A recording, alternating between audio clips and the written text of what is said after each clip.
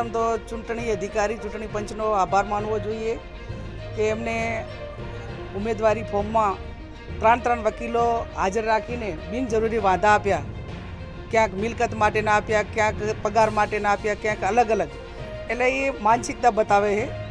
જ્યારે ત્રણ વકીલોને હાજર રાખીને સામેના ઉમેદવાર માટે ફોર્મ રદ કરવા માટેના પ્રયત્ન કરવાના ભારતીય જનતા પાર્ટીની માનસિકતા હોય તો એમણે જનાદેશ ગુમાવી દીધો છે. એમને બનાસકાંઠાના 20 લાખ મતદારો ઉપર ભરોસો નથી.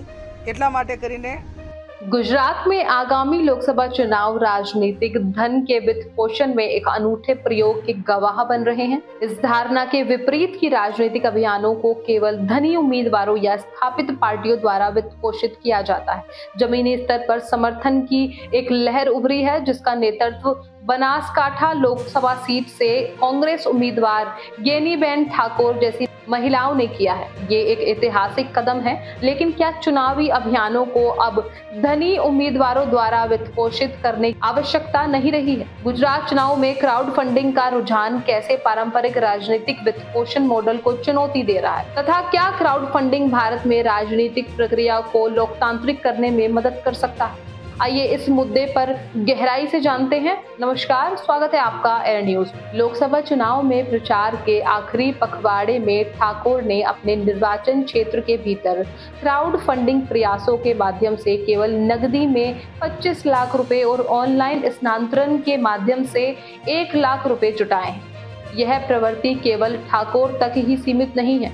रामजी ठाकुर, ऋत्विक मकवाना और ललित वासोया सहित अन्य कांग्रेस दावेदार भी अपने वित्त पोषण के लिए इस दृष्टिकोण का नेतृत्व कर रहे हैं। इन उम्मीदवारों ने जनसभाओं और रोड शो का सहारा लिया है, जहां वे मतदाताओं से सक्रिय रूप से जुड़ते हैं और योगदान की याचना करते हैं। आधुनिक तकनीक को अपनाते हुए उन्होंने पारंपरिक नगद योगदान के साथ साथ ऑनलाइन दान की सुविधा के लिए अपने यूपीआई और क्यूआर कोड को सार्वजनिक रूप से सुलभ कराया है।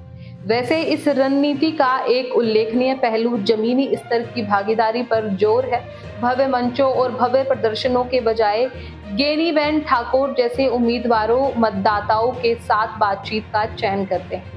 अक्सर लाउड स्पीकर और व्यक्तिगत बातचीत के माध्यम से प्रत्यक्ष भागीदारी के पक्ष में औपचारिकताओं को छोड़ देते हैं। गेनीबेन ठाकुर क्राउड फंडिंग घटना की जड़ों पर प्रकाश डालती हैं, यह खुलासा करते हुए कि यह कोई हालिया विकास नहीं है, बल्कि 2017 के चुनावों के दौरान शुरू की गई प्रथा को जारी रखना है। उस समय वह पूरी तरह से लोगों के योगदान पर निर्भर थी, जिन्होंने सभी अभियान खर्चों को उदारता पूर्वक कवर किया था, जिसमें निर्वाचन क्षेत्र के बाहर से यात्रा करने वाले मतदाताओं द्वारा किए गए खर्च भी शामिल। यह परंपरा कायम रही है। समर्थकों ने कार्यक्रम स्थलों, लाउड स्पीकरों और जलपान जैसी अभियान आवश्यकताओं को प्रयोजित करने के लिए संसाधनों को जमा किया है। अपने निर्वाचन क्षेत्र के लोगों के भारी समर्थन को दर्शाते हुए ठाकुर अभियान वित्त पोषण के लिए समुदाय संचालित दृष्टिकोण के लिए आभार व्यक्त करती है। वह इस बात पर जोर देती है कि अभियान का हर पहलू बुनियादी ढांचे के प्रावधान से लेकर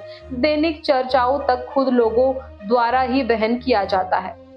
सहयोगात्मक भावना निर्णय लेने तक फैली हुई है, जिसमें नेता और घटक सामूहिक रूप से आयोजित होने वाली बैठकों के दौरान योगदान किए जाने वाली राशि का निर्धारण करते हैं। आपको बता दें कि गुजरात चुनावों में क्राउड फंडिंग की प्रवृत्ति भारतीय राजनीति में एक महत्वपूर्ण बदलाव का प्रतिनिधित्व करती है। यह अभियान वित्त पोषण को लोकतांत्रिक करता है, आम नागरिकों को अपनी राजनीतिक प्रक्रिया में अधिक प्रभाव डालने की अनुमति देता है, क्योंकि इससे क्राउड फंडिंग चुनावी प्रक्रिया को लोकतांत्रिक करती है, जिससे छोटे उम्मीदवारों को भी बड़े बजट वाले उम्मीदवारों के खिलाफ प्रतिस्पर्धा करने का मौका मिलता है। क्राउड फंडिंग अभियानों में पारदर्शिता में वृद्धि होती है, क्योंकि उम्मीदवारों को अपने सभी योगदानों का खुलासा करना होता है। क्राउड फंडिंग उम्मीदवारों को सीधे अपने मतदाताओं के प्रति जवाबदेह बनाती है। यह उन उम्मीदवारों के लिए भी अनुचित लाभ पैदा कर सकती है जो संपन्न निर्वाचन क्षेत्रों का प्रतिनिधित्व करते हैं। बाकी क्राउड फंडिंग विशेष हितों को राजनीतिक प्रक्रिया में अनुचित प्रभाव दे सकती है,